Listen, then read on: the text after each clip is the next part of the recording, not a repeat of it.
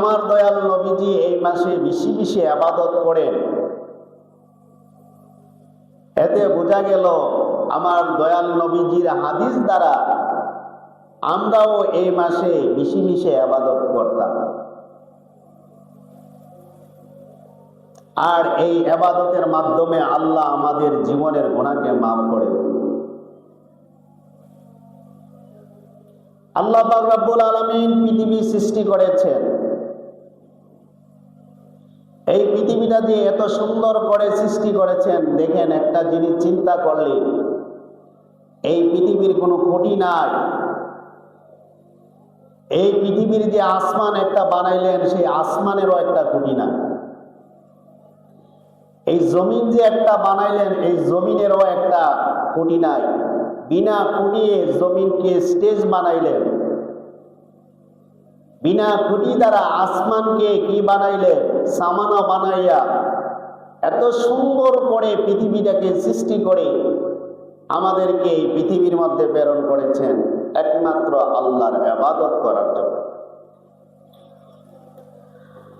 আসুন আমার বন্ধুরা, আল্লাহ প্রেমিক, রাসূল প্রেমিক, ওলি প্রেমিক নওজোয়ান যুবক ভাইরা, আল্লাহ পাক রব্বুল আলামিন বলেছেন, ওয়া মা খালাকতুল জিন্না ওয়াল ইনসা ইল্লা লিয়াবুদুন। আমার আল্লাহ আমাকে, আপনাকে এবং জিন জাতিকে একমাত্র আল্লাহর ইবাদতের জন্য সৃষ্টি করেছেন। ও বন্ধুরা, এত সুন্দর করে আসমান বানাইলেন, এত সুন্দর করে জমিন বানাইলেন, জমিন বানাইয়ায় এত সুন্দর প্রকৃতিটাকে সৃষ্টি করে আয় আল্লাহ পাক রব্বুল আলামিন মানুষ পাঠাইলেন। ও বন্ধুরা, 18,000 মাখলুকাত সৃষ্টি করলেন, জিন পাঠাইলেন। দুইটা জাতিকে আল্লাহ পাক রব্বুল আলামিন তার ইবাদতের জন্য সৃষ্টি করেছেন। অন্য অন্য জাতিরা আল্লাহর ইবাদত করবে না রে বন্ধুরা, তাহলে দুইটা জাতির হিসাব হাসরের ময়দানে আল্লাহ পাক রব্বুল আলামিনের কাছে দিতে হবে। কিন্তু অন্য অন্য যত প্রাণীরা আছে, একটা প্রাণীও আল্লাহর কাছে আল্লাহর কাঠগড়ায় দাঁড়ায় হিসাব দিতে হবে না। আল্লাহ শুধু মানুষ এবং জিনকে আল্লাহর কাঠগড়ার মধ্যে দাঁড়াইয়া হাসরের ময়দানে অক্ষর অক্ষর ভালো ভালো বাবাই আমাল মিসকালা যাররাতিন খায়রান ইয়ারা ওয়া মান ইয়ামাল মিসকালা যাররাতিন শাররান ইয়ারা। আমার আল্লাহ বলেন, ও দুনিয়ার মানুষ, ও দুনিয়ার মানুষ, এই পৃথিবীর মধ্যে যদি তোমরা ভালো কাজ করো, ভালো কাজে যারা পরিমাণ আমি আল্লাহর কাছে জবাবদিহি করতে হবে, আমি আল্লাহর কাছে হিসাব দিতে হবে। আর এই দুনিয়াতে যদি তোমরা যারা পরিমাণ খারাপ কাজ করো, ওই যারা পরিমাণ খারাপ কাজের হিসাব আমি আল্লাহর দরবারে দিতে হবে। আমার বন্ধুরা, এই পৃথিবী সৃষ্টি করেছেন, এই পৃথিবীতে মানুষ পাঠাইলেন। মানুষ পাঠানোর একটাই উদ্দেশ্য, আল্লাহর ইবাদত করা। ও বন্ধুরা, বন্ধুরা, বন্ধুরা, বন্ধু বন্ধু, ও বন্ধুরে বন্ধু, আল্লাহ পাক রব্বুল আলামিন এই পৃথিবীতে মানুষ একটা আরেকজনের মাধ্যম ধরে পাঠান। আমার বন্ধুরা, আমরা এই পৃথিবীতে এসেছি একটা মাধ্যম ধরে, আমার মা বাবার মাধ্যম ধরে আমরা এই পৃথিবীতে এসেছি। এই পৃথিবীতে আসার পরে আল্লাহ পাক রব্বুল আলামিন পৃথিবীর মধ্যে পুত্র তৈরি করেছেন, বংশ তৈরি করেছেন। প্রত্যেকটা জাতি একই বংশ নয়, ভিন্ন ভিন্ন বংশের মধ্যে আল্লাহ পাক রব্বুল আলামিন এই পৃথিবীর মধ্যে পাঠাইছেন। আসুন আমার বন্ধুরা, আল্লাহ দেখেন কত বংশ পাঠাইলেন। এই জন্য আল্লাহ পাক রব্বুল আলামিন কোরআনের মধ্যে সুন্দরভাবে ইরশাদ করেছেন যে বাবারা, ইয়া আইয়ুহান নাসু ইন্না খলাকনাকুম মিন যাকারিন ওয়া উনসা ওয়া জাআলনাকুম শুউবান ওয়া ক্বাবাইলা লিতাআরাফু ইন্না আকরামাকুম ইনদাল্লাহি আতকাকুম।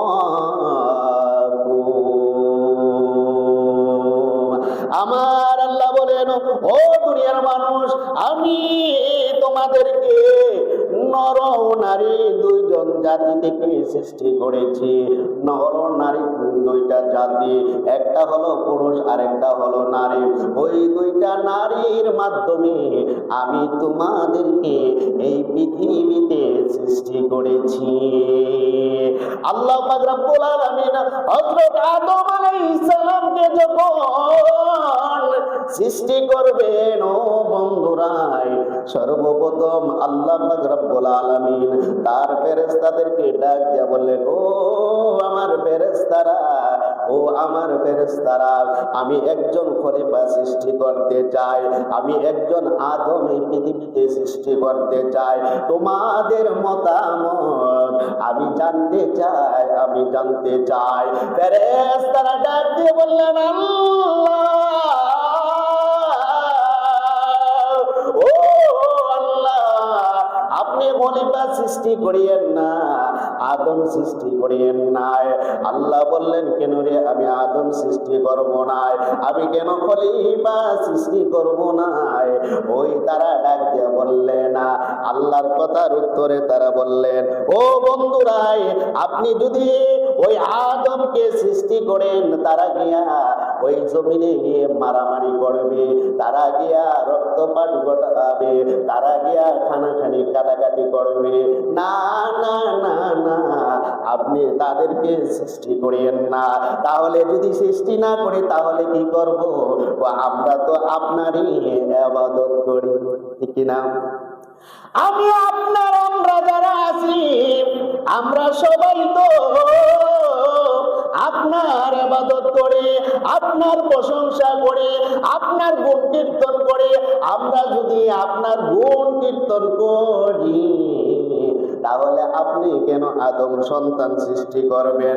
কেন আদম সৃষ্টি করবেন? না না না না না, আপনি আদম সৃষ্টি করিয়েন নাই। আল্লাহ ওই ফেরেশতাদের মতামত শুনে বললেন, ও ফেরেশতারা, আমি আল্লাহ যা জানি তা তোমরা জানো না। আমি আল্লাহ যা জানি তোমরা তা জানো না। এতে বোঝা গেল আল্লাহ যে মতামত চেয়েছিলেন ওই ফেরেশতা থেকে, আল্লাহ ওই ফেরেশতার মতামত পছন্দ হয় নাই। ভেবেছিলেন তারা ভালো মতামত দিবে, আর তারা কি দিছে? বিপরীত। মানুষ বানাইেন না, আদম বানাইেন না। কারণ কি, আদম যদি বানান তাহলে আমাদের যে সম্মান আছে, মূল কথা হলো আমাদের সম্মান ইজ্জত কমে যাবে। আমরা যে আপনার প্রশংসা করি, সেই প্রশংসাতে যে আমাদের যে একটা সম্মান আছে আপনার কাছে, সেই সম্মানটা আমাদের থাকবে না। এই দুনিয়ার মানুষও কেউ ভালো দেখতে চাই না। দেখবেন, যদি কেউ ভালো হতে চায়, কারোর কাছে যদি পরামর্শ দিতে চাই, ওই পরামর্শের বিপরীত কিছু মানুষ আছে কি আছে না? আছে কি আছে না? ভালোটা দেখবেন চাই না, কিছু মানুষ আছে তার বিপরীত লেগে যায়, তারে ভালো হইতে দিতে চায় না। সে ভালো পর্যায়ে গেছে তাও হতে দিবে না, তারে যত নিম্ন রাখা যায়, এইভাবে তাদের চিন্তা থাকে। আল্লাহ ডাক দিয়ে বলেন, দুনিয়ার মানুষ, তোমরা যদি তাদেরকে খারাপ মনে করো, তোমরা যদি তাদেরকে খারাপ মনে কইরা নিচের দিকে রাখতে চেষ্টা করো, আমি আল্লাহ তো ওই বান্দারে পছন্দ করেছি, ওই বান্দাকে আমি পছন্দ কইরাই আমি উপরে উঠাইব। তোমরা যতই কিনা হিংসা করো না কেন, আমি আল্লাহ ওই বান্দারে বেশি ভালোবাসি, ঠিক কিনা? প্রমাণ কি? দেখেন, পীর মুফতি গিয়াসউদ্দিন আত্মাইরি হ্যাঁ, প্রমাণ একটা দিয়ে দিলাম।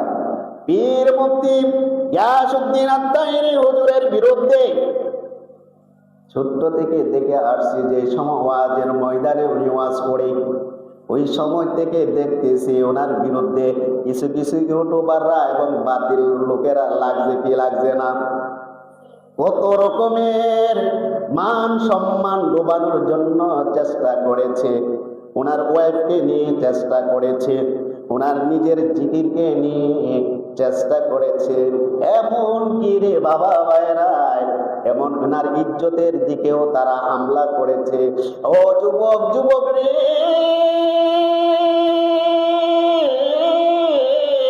ও যুবক মনে রাখবাই, মানুষের হিংসা কোনো আসে যায় নাই।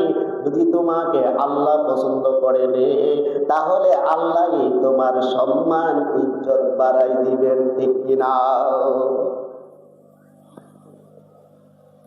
দেখেন গত কয়েকদিন আগে উনি তো প্রার্থী হয়েছে কোথায়, জাতীয় সংসদ নির্বাচনে, সোনারঘাট মাধবপুর।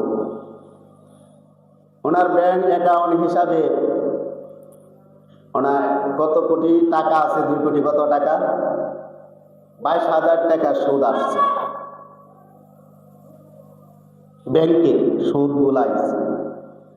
এই যে 22,000 টাকা সুদ আইছে, এই সুদ উনি খায় কি নাকি অন্য ক্ষেত্রে দান কইরা দেয়, এটাও তো ওনার জানার উচিত ছিল না। উচিত ছিল কি ছিল না? ওনার থেকে পরামর্শ নিতে চাইছে, চাওয়ার দরকার আছে কি আসছিল না? অবশ্যই চাওয়ার দরকার আছে। শেষ পর্যায়ে ইউটিউবাররা এই ফেসবুকটা 2-3 দিন গরম করে ফেলেছে। তাহিরি সুদ খায়, তিনি কি করেন, সুদের ওয়াজ করেন, নিজেই সুদ খায়, নিজেই সুদ খায়। ওনার বিরুদ্ধে লাগছে, কারণ লাগলে কি হবে, আল্লাহ যদি পছন্দ করে দেন, তোমার লাগা আসা যাওয়া কিছু আসে না। আমার বন্ধুরা, শেষ পর্যায়ে পীর মুফতি গিয়াসউদ্দিন আত্মাইরি হুজুরের সাক্ষাৎকার নিল, নেওয়ার ফলে উনি ওনার মত গুলা প্রকাশ করলো। আমি সুদ খাই, আমার 2 কোটি টাকা, আরো তো ব্যবসায়িকরা আছে, আরো হুজুররা আছে, কারণ আমি টাকা রুজি করি, অনেক টাকা প্রতিদিনে হয়তো 50 থেকে 60,000, 60 থেকে 70,000, এমনকি মাসে অনেক টাকা ওনার হয়ে যায়। তাহলে আমি এই টাকা কোথায় লাগবো? আমার তো একটা নির্দিষ্ট স্থান লাগবে।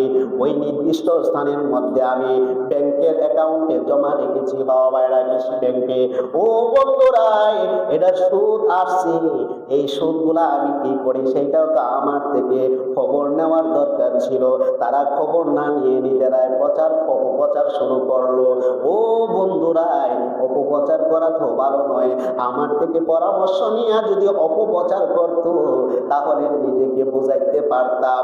আমি তো মনে হয় এই সুদ 22,000 সুদ আমি টাকা হয়তো অন্য ক্ষেত্র তো আমি দান করে দিতে পারি। এইভাবে যখন তিনি মনের কথাগুলা মানুষের সামনে ইউটিউবের মাধ্যমে যখন প্রকাশ করলো, সব তারা নীরব হয়ে গেল,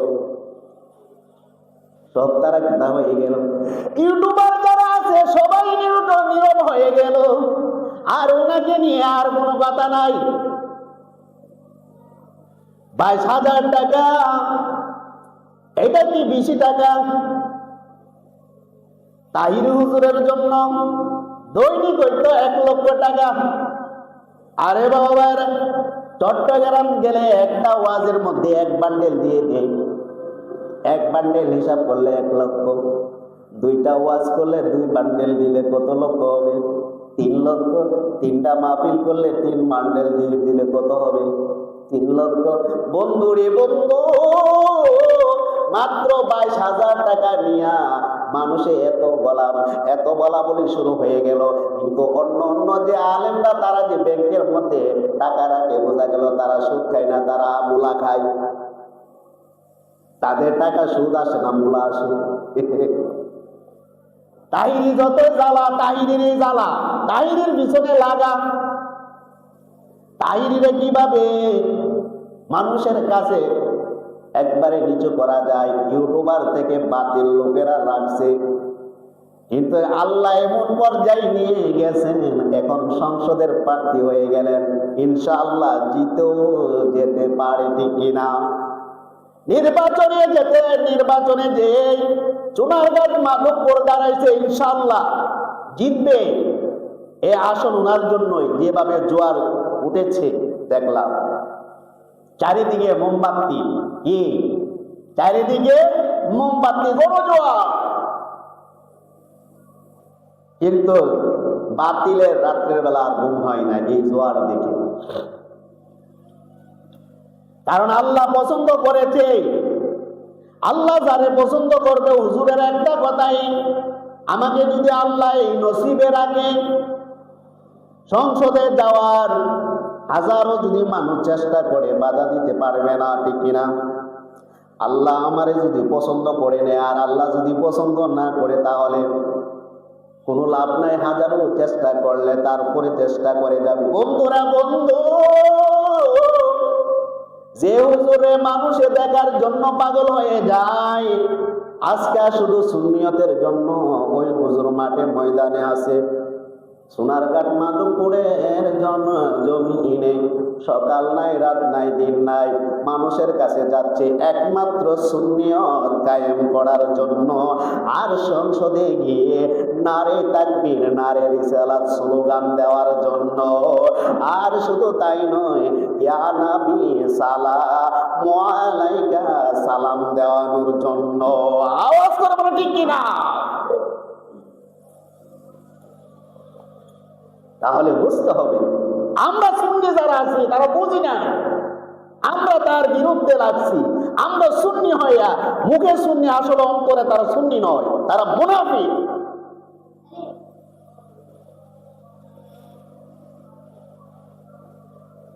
মুনাফিক। আল্লাহ আজকে কোরআনের আজকে খুতবার আলোচনা আছে, মুনাফিকের আলামত তিনটায়। কথায় কথায় মিথ্যা কথা বলা, ওয়াদা ভঙ্গ করে দেওয়া, তারপরে আমানত খেয়ানত করা। কয়টা হলো? তিনটা মুনাফিকের আলামত, মনে রাখবেন। আরেকটা আলামত আছে, সকল তিনটা আলামতের মূল আলামত আরেকটা আলামত আছে।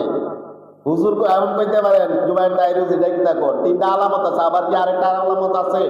আরেকটা আলামত হলো তারা 5 ওয়াক্ত নামাজ পড়বে। তারা কি করবে? 5 ওয়াক্ত নামাজ পড়ে মানুষকে বোঝানোর জন্য আমি নামাজি। আসলে তারা নামাজি নয়। তারা কি নামাজি নয়? তারা 5 ওয়াক্ত নামাজ পড়বে। আজকের হাদিসের মধ্যে এসেছে সুন্দরভাবে, আমার রাসূল ঘোষণা করেছে। আজকে আমরা সুন্নি হয়ে আজকে আমরাই তার বিরোধিতা করতেছি। তবে আমি বলবো আপনাদেরকে, আমরা সুন্নিয়তকে যদি ভালোবাসি তাহলে আমরা মোমবাতিতে ভোট দিব। আমরা যদি এই সুন্নিয়তকে ভালোবাসি, আমরা চেয়ার মার্কায় ভোট দিব। আমরা যদি সুন্নিয়তকে ভালোবাসি, আমরা একতারাকে ভোট দিব, ঠিক কিনা আমার বাবা?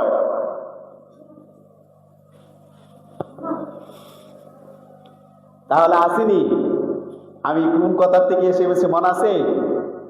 কোন কথায়? ওই যে ফেরেশতার থেকে মত নিয়েছিলেন। আমার আল্লাহ ডাক দিয়ে বলেন, ও ফেরেশতারা, আমি আল্লাহ যা জানি তা জান নাই। আমি আদমকে সৃষ্টি করব। আদমকে সৃষ্টি করলেন, হাত বানাইলেন, পা বানাইলেন, অল বডি বানাইলেন। ফেরেশতা ডাক দিয়ে বললেন, আল্লাহ রে আল্লাহ গো আল্লাহ, আমি তো সবকিছু বানায় ফেললাম, এখন তো মুখমণ্ডল বানানোর বাকি আছে। মুখমণ্ডল নাকি আমি বানাবো কিনা? মুখমণ্ডল আমি বানাবো কিনা? ফেরেশতাদেরকে ডাক দিয়ে বললেন, আল্লাহ না না, মুখমণ্ডলে তোমরা হাত দিও না। আমি আমার কুদরতি হাত দ্বারা ওই মুখমণ্ডলটারে আমি আল্লাহ বানাবো। এই জন্য দেখবেন একজন মানুষের চেহারা আরেকজন মানুষের মিল নাই। হাত পা অন্য কিছু মিল থাকতে পারে, চেহারার মিল নাই। কারণ আল্লাহর কুদরতি হাত দ্বারা ওই চেহারাটা বানানো। আমার বন্ধুরা বানাইলেন, আকৃতি দিলেন, রূহ দিলেন। রূহ দেওয়ার পরে আল্লাহ ডাক দিয়া বলেন ফেরেশতাদেরকে, ও ফেরেশতারা তোমরা এদিকে আসো। আমি আদম বানাইলাম, আমি অর্ডার করলাম, আমি অর্ডার দিলাম, আদেশ দিলাম, এই মুহূর্তে আদমকে সিজদা করো। কারে সিজদা করতে হবে? আদমকে সিজদা করো, আদমকে সিজদা করো। সকল ফেরেশতা আল্লাহর কথা কি করলেন? মানলেন। মাইনা আদমকে সিজদা করলেন। আদমকে সিজদা করার ফলে তার মধ্যে মুআল্লিমুল মালাইকাত একজন ফেরেশতা ছিল। ওই ফেরেশতা হলো ফেরেশতাদের শিক্ষক। ওই ফেরেশতা বলেন না, আমি আল্লাহ আদমকে আমি সিজদা করব না। তুমি আদমকে সিজদা করবা না? না। তো কেন? এই জন্য তিনি যুক্তি দিলেন। দেখবেন শয়তান যারা আছে, শয়তানের অনুসরণ অনুকরণ যারা করে, তারা যুক্তিতে কথা বলে। শয়তানও যুক্তি দিছিলেন, কেন তুমি আদমকে সিজদা করবে না? আদমকে এই জন্য আমি আল্লাহ সিজদা করব না। আদম হলো মাটির তৈরি, আমি হইলাম আগুনের তৈরি। মানলাম, মেনে নিলাম তুমি আগুনের তৈরি, আর আদমকে আমি বানাইলাম মাটি দিয়ে। তা তো বাস্তব, তা সত্য। তাহলে অসুবিধা কি? আল্লাহ অসুবিধা আছে। তো কি অসুবিধা তোমার? এমন অসুবিধা আছে? অসুবিধা হলো আল্লাহ, আমি যে আগুন, আগুনের ধর্ম কি? আগুনের ধর্ম হলো পুড়িয়ে দেওয়া আর উপরে ওঠা। আগুন কখনো নিচে নামে না। এই মনে রাখবেন, আগুনের ধর্ম হলো পুড়িয়ে ফেলা। আগুনের ধর্ম হলো পুড়িয়ে ফেলা, আগুনের ধর্ম হলো উপরে ওঠা। আর মাটির ধর্ম কি? মাটির ধর্ম হলো পানি পড়লে কি হয়ে যাওয়া? কাদা হয়ে যাওয়া। আবার মাটির ধর্ম কি? পানি বেশি পড়লে নিচে নামা। উপরের জিনিস কখনো নিচে নামতে পারে না। আমিও ফেরেশতায় কি করতে পারবো না? নিচে নামতে পারবো না। আদমকে সিজদা দিতে পারবো না। যুক্তি দিছেন। আমার বন্ধুরা, আল্লাহ বলেন তোমার যুক্তি আমার কাছে গ্রহণযোগ্য নয়। তুমি কি এই যুক্তির মধ্যে অটল থাকবাই? হ্যাঁ, আমি এই যুক্তির মধ্যে অটল থাকবো। তাহলে আমি তোমাকে মুআল্লিমুল মালাইকাত ফেরেশতাদের উস্তাদ বানিয়েছিলাম। তুমি 1 বছর 2 বছর আমার ইবাদত করো নাই, 1 মাস 2 মাস তুমি ওই ফেরেশতাদের শিক্ষক ছিলাই নাই। তুমি ছিলাই 72,000 বছর ওই ফেরেশতাদের শিক্ষক। আজ থেকে ওই শিক্ষকের নামটা তোমার দপ্তর, আমার যে দপ্তর আছে ওই দপ্তর থেকে নামটা কেটে দিলাম। আর তোমাকে ফেরেশতা নাম দেব না, এখন তোমার নাম দিলাম ইবলিস। ইবলিস অভিশপ্ত, আমি আল্লাহ বানায়া দিলাম। অভিশপ্ত বানায়া এই পৃথিবীর মধ্যে আমি তোরে পাঠাইয়া দিলাম। আল্লাহরে ডাক দিয়ে বলেন, আল্লাহ আপনি আমার অভিশপ্ত করে দিলেন, আমাকে লানত দিয়ে দিলেন ইবলিস বানাইয়া। আমাকে আপনি শয়তান বানাই দিলেন। এত বছর আপনার ইবাদত করলাম, এত বছর আপনার ইবাদত করলাম। ইবাদত করার ফলে আপনি আমাকে এইভাবে আপনি আমাকে লানত দিলেন, আমাকে এই পৃথিবীর মধ্যে প্রেরণ করে দিলেন। ও আল্লাহ, আমি আপনার কাছে 3টা জিনিস চাইবো। আমার এই 3টা জিনিস আপনি দিবেন। কয়টা জিনিস? 3টা। কয়টা জিনিস? 3টা। অভিশপ্ত হওয়ার পরে আল্লাহরে ডাক দেখো, আল্লাহ আপনি তো আমার লানত দিয়ে দিলেন। লাল নরতের এই ফুলের মালাই নিয়ে, লাল নরতের মালাই নিয়ে আমি কোথায় যাব? এখন পৃথিবীতে যাব। তারপরে আমার 3টায় আমার সুযোগ দিবেননি। আপনি যদি বলে তাহলে আমি বলতে পারি সেই 3টা জিনিস আল্লাহ ডাক দিয়ে বলেন, বলো তোমার কি তিনটাই আবেদন? ও আল্লাহ গো আল্লাহ, আপনার আমি ইবাদত করছি ৭২,০০০ বছর, একটু আপনার কথা অমান্য করি নাই, অক্ষরে অক্ষরে আপনার কথাগুলো আমি পালন করেছি। আমার একটা আবেদন হলো, আপনি আমাকে কিয়ামত পর্যন্ত হায়াত বাড়ায়া দিবেন। আল্লাহ বলেন, যাও, আমি দিয়ে দিলাম তোমাকে আমি কিয়ামত পর্যন্ত হায়াত বাড়াই দিলাম। তারপরে কি?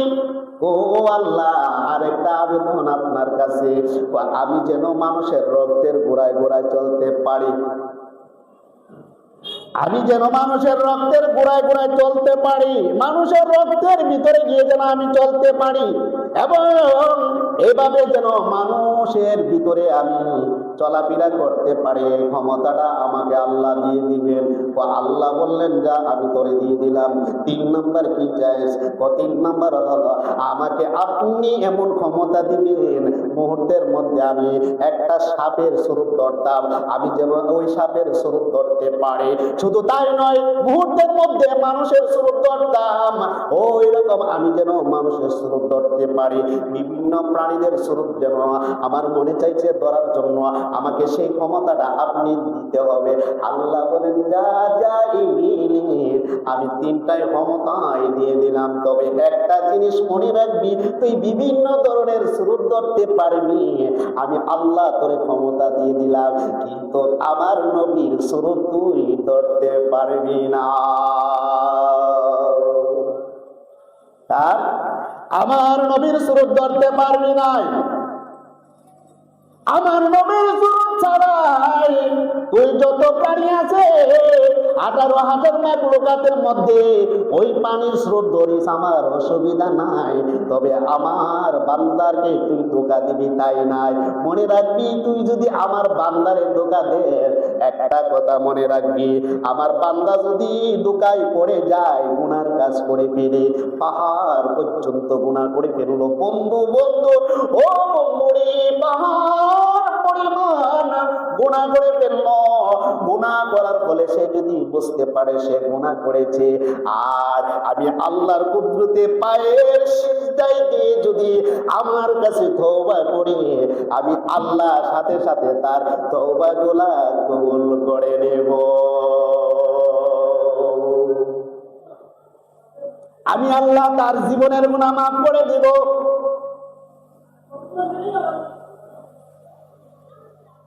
ও বন্ধু, ওই ফেরেশতাকে কি করলেন? পাঠাই দিলেন দুনিয়ায়। পাঠানোর ফলে এখন আদম আলাইহিস সালামকে কোথায় দিবেন রে বাবারা? তিনি জান্নাতে চলে গেলেন। জান্নাতে এত বড় বিশাল জান্নাত, আদম আলাইহিস সালাম প্রবেশ করলেন। প্রবেশ করার ফলে অক্ষরে অক্ষরে অক্ষরে অক্ষরগুলা দেখলেন বিভিন্ন রুমের মধ্যে। দেখলেন একটা রুমের মধ্যে দেখলেন এক পাশে আল্লাহর নাম, আরেক পাশে আরেকজনের নাম, তিনি হলেন মুহাম্মাদুর রাসূলুল্লাহ সাল্লাল্লাহু আলাইহি ওয়াসাল্লাম। এভাবে দেখলেন না বাবা ভাইরা, ওই সময় আল্লাহরে ডাকতে বললেন, ও আল্লাহ, দুনিয়ার মধ্যে ওই জান্নাতে আমি একজন প্রথম ব্যক্তি, আমাকে ছাড়া আপনার কোনো প্রিয় কোনো বান্দা আসেনি, আমি জানতে চাই। এই ওই সময় আল্লাহরে বলেছি না, আল্লাহ ও আল্লাহ, আমার চাইতে আপনার কাছে কোনো প্রিয় বান্দা আছে কি নাই? আল্লাহ ডাক দিয়ে বলেন, ও আদম, আদম রে, ও আদম, তুমি তো জানো না, তাহলে তোমারে জানাই দিলাম, তোমার চাইতে আমার কাছে আরেকজন প্রিয় বান্দা আছে। তুমি যে জান্নাতে যে নামগুলা দেখতেছো, ওই আমার নামের সাথে যে নামটা আছে, তিনি হইলেন আমার প্রিয় বান্দা। সুবহানাল্লাহ। এই কথা বলার বলে একটু মনটা কি হয়ে গেল, যে আনন্দের সাথে ছিল। প্রিয় তো মনে করছিলেন আদম আলাইহিস সালামই, তার চাইতে আরেকজন প্রিয় আছেন, তিনি হলেন কেডা? রাহমাতুল লিল আলামিন, শাফিউল মুজনিমিন। আমার বন্ধুরা, জান্নাত দেখলেন, বেহেশতে দুইটা দুইটা বাইর হইলেন, বাইর হইয়া আবার গেটের মধ্যে দেখলেন, গেটের মধ্যে একটা নাম লেখা আছে। এই নামটা কি? লা ইলাহা ইল্লাল্লাহু মুহাম্মাদুর রাসূলুল্লাহ সাল্লাল্লাহু আলাইহি ওয়াসাল্লাম। সেই গেটের মধ্যে সেই আমার নবীর নাম ছিল। সুবহানাল্লাহ বলেন, সুবহানাল্লাহ। রহমতে আলম নবী নূরে মুজাসসাম, সাহাবীরা আতর বানায় ওই নবীজির গাম, সাহাবীরা আতর বানায় ওই নবীজির গাম। রহমতে আলম নবী নূরে মুজাসসাম, সাহাবীরা আতর বানায় ওই নবীজির গাম, সাহাবীরা আতর বানায় ওই নবীজির গাম। শোনো মানো জানো কেন আমার নবীজি, শোনো মানো জানো কেমন আমার নবীজি, যাহার প্রেমে চন্দ্র সূর্য তারকারাজি, বাইজানা আরো শুনবাইনি সুন্দর কাহিনী, বাইজান আরো শুনবাইনি সুন্দর কাহিনী। বেহেশতেরি রুমে রুমে লিখা নবীর নাম, বেহেশতেরি রুমে রুমে লিখা নবীর নাম। রহমতে আলম নবী নূরে মুজাসসাম, রহমতে আলম নবী নূরে মুজাসসাম, সাহাবীরা আতর বানায় ওই নবীজির গাম, সাহাবীরা আতর বানায় ওই নবীজির গাম। বন্ধুরারে